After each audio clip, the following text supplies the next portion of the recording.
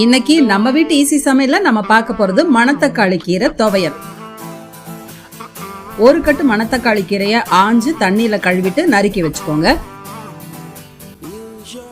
கடாயில 1 ஸ்பூன் எண்ணெய் ஊத்தி சின்ன பெருங்காய கட்டி 1 ஸ்பூன் சீரகம் 2 ஸ்பூன் உளுத்தம்பருப்பு 3 வரமிளகா கொஞ்சம் புளி எல்லாம் சேர்த்து வறுத்துட்டு நறுக்கி வச்சிருக்கிற மணத்தக்காளி கீரையை போட்டு வதக்குங்க.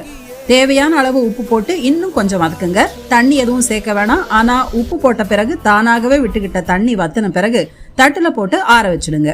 ஆறுன பிறகு மிக்சியில போட்டு கொஞ்சமா தண்ணி விட்டு அரைச்சு எடுத்தா ஆரோக்கியமான சுவையான மணத்தக்காளி கீரை துவையல் ரெடி.